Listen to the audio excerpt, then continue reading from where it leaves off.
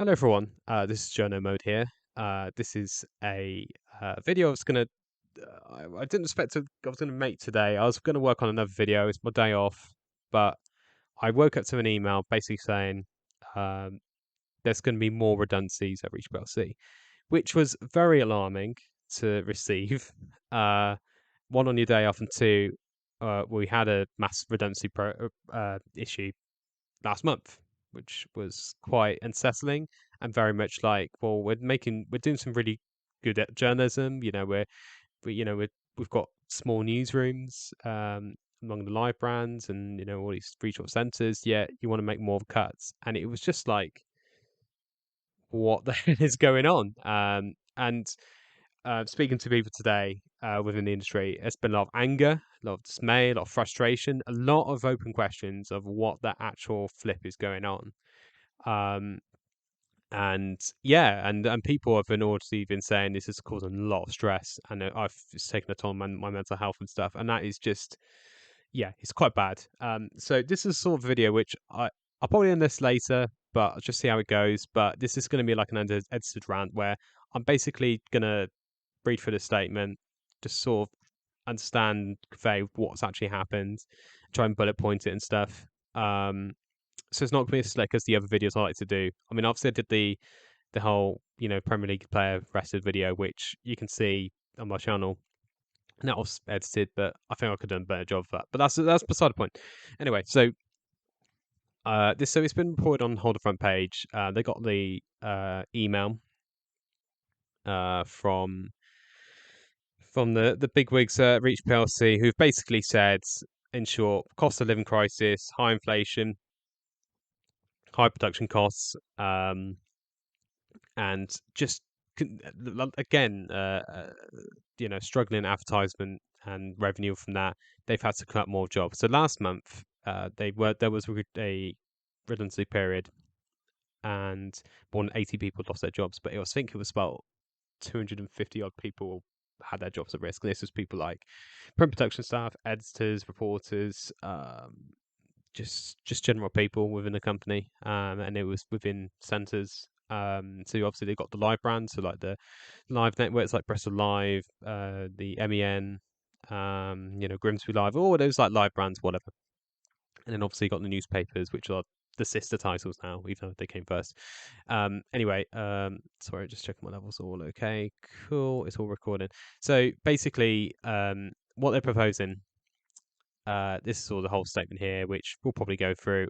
They're saying basically the NUJ, our union, is saying that 420 roles have been put at risk, with the goal of 192 editorial roles being cut from the workforce. So it's basically, I think the plans are they're going to shrink newsrooms across the country, not only at the bigger brands, but also the smaller brands, the medium and small brands. So the small brands are like the ones that, the hyper local brands that launched in the last year. Your Hampshire Lives, Oxford Live, and all those sort of brands. They're being shrunk, where basically they're going to answer to higher, bigger hubs at bigger sites. So, like, people in the southwest will probably respond to either Devon or Bristol, or higher up will probably be Manchester. I don't know what the individual plans are for the other sites, but basically, it's cutting editors out, it's reducing reporters, and it's it's really I try not to swear, but it's blooming terrible.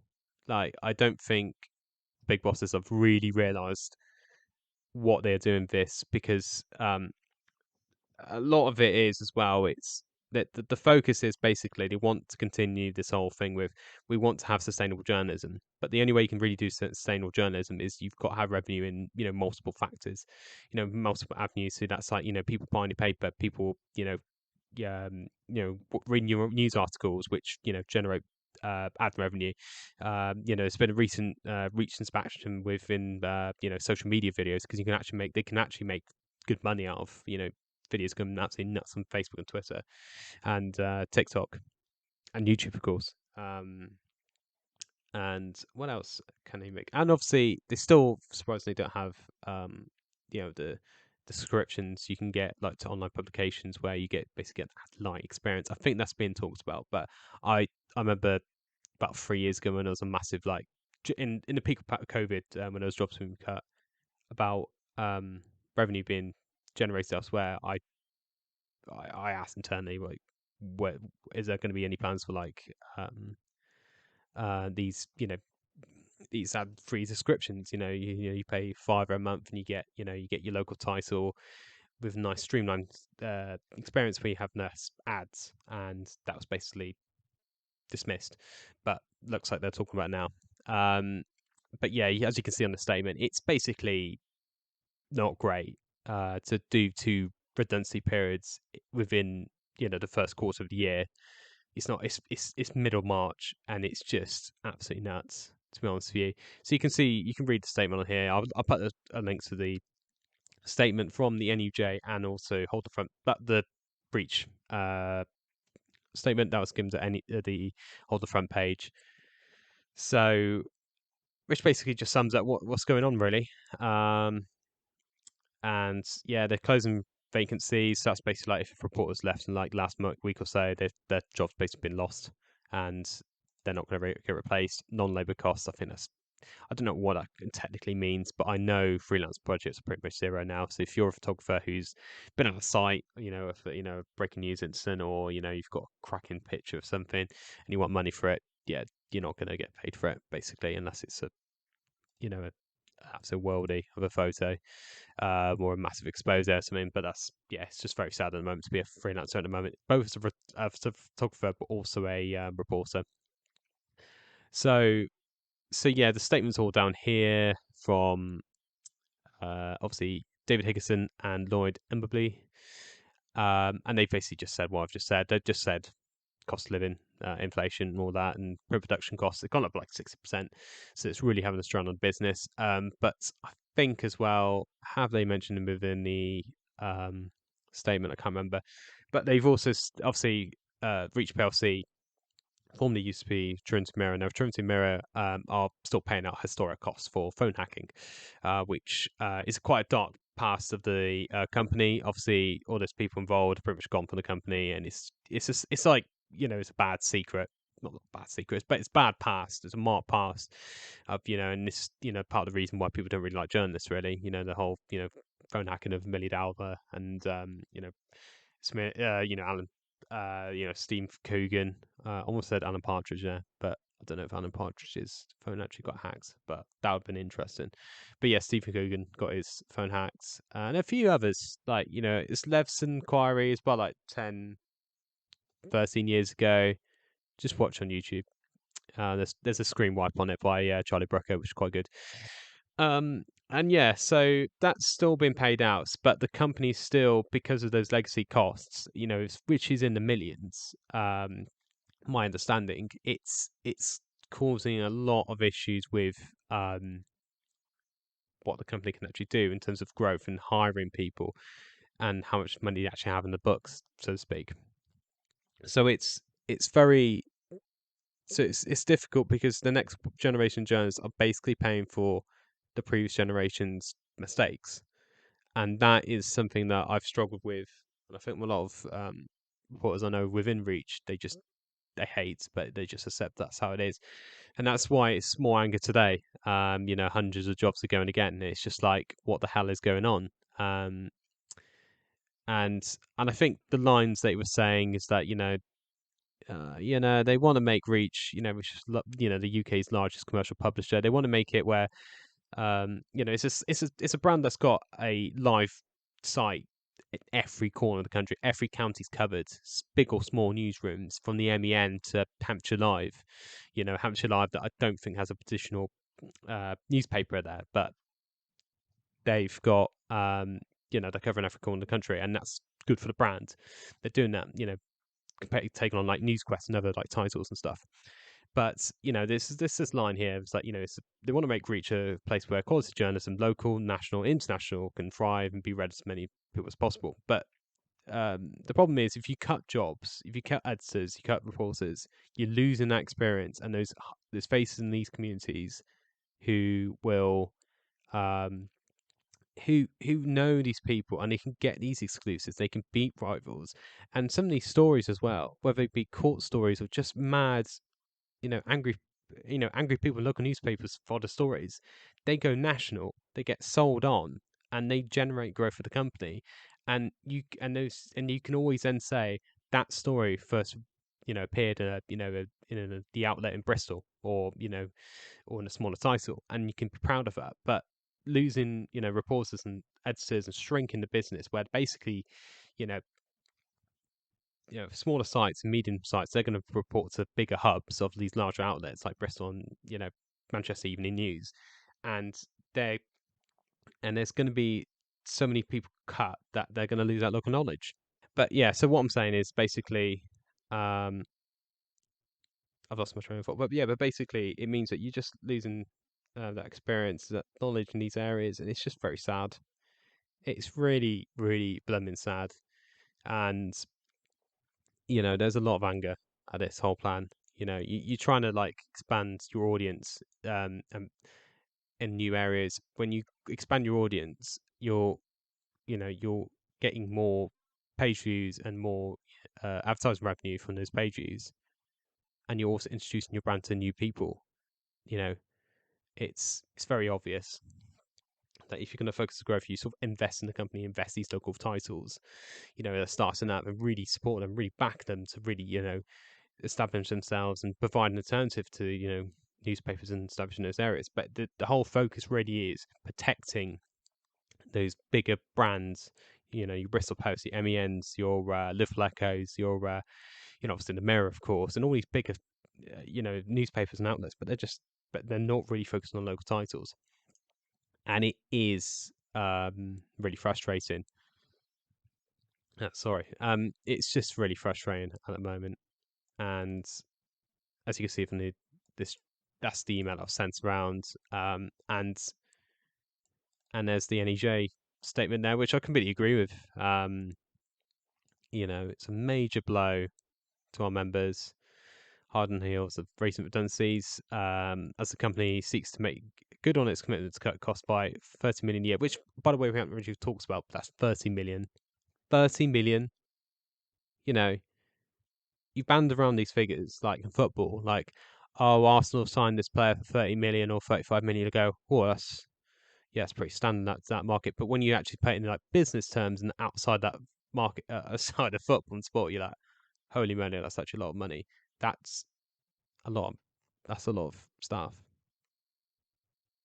Um, and it's mad. Um, and yeah, and the NHA is going to support their members. I know they're going to speak internally at 4 o'clock today, just discuss internally what they're going to do, what the response is. I don't know what the response is. Maybe it might be more strikes. Which there were strikes last year, which got a pay rise. Which there was which is the other thing actually we should talk about actually, because the whole thing last year. Sorry, I got cats like jumping around behind me. If I had a camera on, this would be hilarious. Um, so last year, the NUJ and other unions were with discussions with Reach and basically asked, can you um, give us a bit more, our reports a bit more money? And Reach stood firm; they could not go beyond what they were offering. So there was the first strike in quite a few decades at Reach, among not only the local brands but the national brands trying to get more money, and they succeeded, and everyone got a pay rise. Senior journalists got another 2-3 grand, and they really got bumped up to a better pay, and it was a good. But now we're sort of saying, okay, well, could they actually afford those pay rises they gave out? And that leads to wider questions about obviously the finance of the company and what the direction of the whole company. And it's really frustrating. It's really, really is frustrating. And of course, as well, we're talking about got here as well. There's a US operation that's going to be launched there. They're going to launch in New York and grow their audience that way because it's understandable, but it's just a bit annoying that you're growing jobs, but you're sort of ditching your audiences in local areas. It's it's very bad. And this obviously this last comment as well is very, very, very, very true. Investing in new sites and expanding its footprint across the country, claiming to have created sustainable, multiple digital only local journalism. Which that was the thing. I mean, I think 2 years ago, in around the summer of 2021, that was when the areas like Dorset, Wiltshire, Hampshire, and other areas of the UK, they were finally getting counties being covered by smaller teams, and now those smaller teams are now basically being like, well, they're going to basically have a reporter covering each county, which is absolutely nuts, and then answer to like a bigger hub, and it's just absolutely nuts what has been proposed, and yeah, it's a bit annoying. And then obviously I'm going to round this off anyway because I'm rambling on about it anyway, and but I'm trying to reach a conclusion. But the anger that has been felt within the business, it's been it's been stark. Imagine I was talking about the last 3-4 years really, but imagine telling your reporters and staff, right, you need to take 10% pay cut to sustain our business during the COVID pandemic. That's when like March time when the first lockdown came down. Had the 10% pay cuts, then later be told, right, we got to make hundreds of jobs lost, in newsrooms across the country and newspapers, and then they'll get their back to normal pay, but they never got the pay they lost during COVID, and then going through another then going through a strike, which they eventually got the money for, and then going through uh, another redundancy period where your colleague lost their job, and then going for another one now, which is far, far worse and stripping newsrooms more of resources. So it's just absolutely nuts what's going on. And that anger was really felt because there's been up and down the country. There's been regions have been holding these sort of these hub meetings online where they're going through what's actually happening, and anyone had any questions, what would ask, and the questions were just amazing. I'm actually gonna read some out, and I'm not gonna say who they were, but uh, it's just reading. I was just like, what the flip is going on? But it was just extension of what I've been talking about, really. Let's have a look. Someone said, I haven't got a question, but just there in it's a totally abysmal way of treat staff, particularly those who have only just gone through this. How are we supposed to remain passionate and upbeat about our jobs? Good point. A lot of people said here, and it was acknowledged. Um, short-term sackings to tide reach over. Will there ever be local sites left in that time when we supposedly cover? And I think there was also apparently some murmurings that some websites or brands would have to shut down because of this whole thing. I think that was as a throwaway comment, but it was like, what the hell? That's what I heard. Are any of the people at a high level who have made decisions which have led to these redundancies losing their jobs for the fact they have made mistakes? And if not, why not? And another one is what's most annoying is that staff worked their knackers off during all of lockdown, helped Reach make good profits, and this is the payoff, which is a fair point again. It's just a bit nuts. And that's anger. And then hearing people within quite respected staff members also say stuff like, this has been a massive toll on my mental health, and someone even said, did he even effing know how hard it is to be a reporter? Directed at the higher ups. And yeah, it's just general anger, frustration, stress, and it's just absolutely bonkers what's just happened the last day really. And it's caused a lot of unease. Everyone's demotivated, and I don't know what the way is forward about this. Really, just round things off anyway, because I'm rambling on. But basically, um, as you can see on the page right now, we're basically seeing 122 editorial roles being cut across the workforce, which is massive, absolutely massive. Which basically means if they've closed vacancies, they're going to maybe create jobs within the company to sort of support the other sites and stuff and newspapers and stuff, which we'll see how that works. Everyone's angry. Everyone's really frustrated. I feel like higher ups within regions are basically being fed messages, but then they themselves are like, I don't really agree with what's going on, and it's difficult that they're the ones who have to basically take the fall, and deliver this really, really upsetting and stressful news. And my personal thought is really, investment to grow brands helps generate audiences, page views, ad revenue. And what's the point that if you're just going to pull the rug under a load of people's and sites and newspapers budgets and resources, because then they won't be able to do the what they're saying, the sustainable strong journalism that Reach wants to be proud of. It's like, well, that's not really going to work. That basically then means if these plans go ahead, is that you are going to see readers are going to basically see now stories from different sites appear on every news site, and so people living in Cornwall will hear about this batshit crazy story about a bloke from Grimsby. He got banned from his local Aldi because he tried to buy 10 tomatoes, which is a funny story, but it's like people in Cornwall don't really care about that. They care about what's happened about the council, what's happened about council tax, what's happened about these road closures, what's happened about this developments going on. Local issues that really really matter, and it's just going to get absolutely decimated by these cuts. And I don't think the higher ups realize how much of a shitstorm this is going to cause. It's just so stupid and misguided. And those are my thoughts, really. And what has been a quite unedited um, and raw and just unfiltered rant, where basically we're all just really annoyed about what is going on. And I've just lost my page, but you can see there from the search that there's a load of stories about cuts. But yeah, it's just really sad. I think the general message is contact your union reps about this. I think the NEJ will probably come out with some sort of statement just to say what's actually happening.